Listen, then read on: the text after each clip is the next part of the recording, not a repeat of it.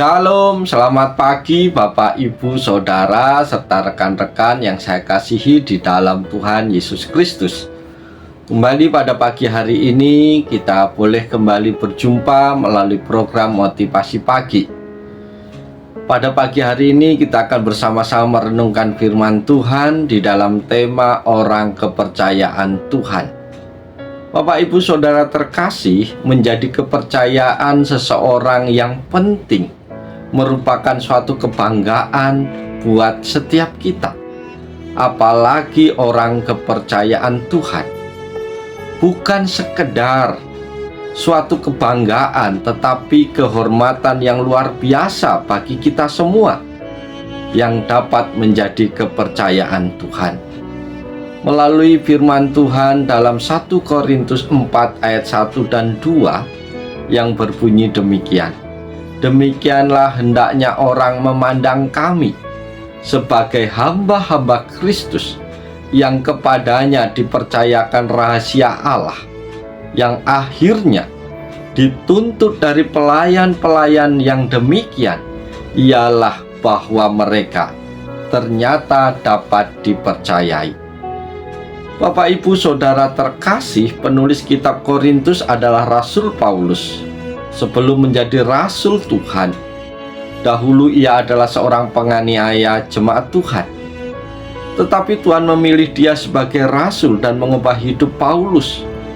Dalam 1 Korintus 1, kata hamba di sini biasanya dipakai untuk orang-orang suruhan yang kerjanya bekerja mendayung sebuah kapal. Paulus menempatkan dirinya sebagai orang suruhan Tuhan, meskipun ia adalah seorang rasul besar. Hamba adalah sebutan yang paling rendah, tetapi ia tahu bahwa hamba Tuhan, ia dipercayakan Tuhan untuk menjadi pengelolanya Tuhan.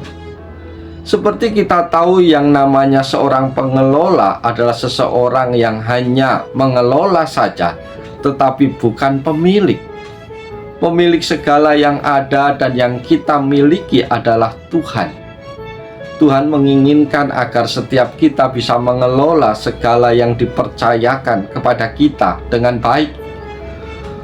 Bukan kita nikmati sendiri, tetapi kita bisa jadi berkat buat sekitar.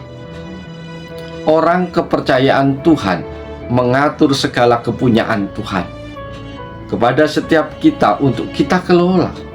Kita adalah orang-orang kepercayaan Tuhan.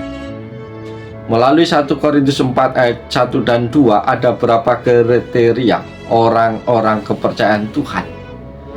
Kriteria yang pertama ialah setia. Saudara-saudara terkasih, orang yang setia adalah orang yang berpegang teguh terhadap janji Tuhan. Apa yang Tuhan katakan itu yang ia lakukan, dan ia imani setiap perkataan Tuhan. Orang setia adalah orang yang akan tetap memilih Tuhan apapun keadaan dan kondisi orang tersebut. Setia adalah ciri orang kepercayaan Tuhan. Seperti kisah talenta, orang yang menerima 1 talenta adalah orang yang tidak setia, karena ia tidak bisa mempertanggungjawabkan apa yang sudah tuannya beri saat tuannya datang. Teruslah belajar setia dalam segala perkara yang Tuhan sudah berikan buat kita. Setialah dalam perkara-perkara kecil yang dianggap orang itu sepele, karena orang yang setia dalam perkara kecil, maka Tuhan akan berikan perkara-perkara yang besar buat kita. Kesetiaan itu tidak dimulai dari sesuatu yang besar, tetapi kesetiaan itu dimulai dari hal-hal yang kecil dan bahkan tidak dianggap oleh orang apa yang kita lakukan. Barang siapa setia dalam perkara-perkara kecil, ia setia juga dalam perkara-perkara besar. Dan barang siapa tidak benar dalam perkara-perkara kecil, ia tidak benar juga dalam perkara-perkara besar. Lukas 16 ayat 10. Kesetiaan kita diukur dari hal-hal yang kecil. Kriteria yang kedua orang kepercayaan Tuhan adalah bertanggung jawab.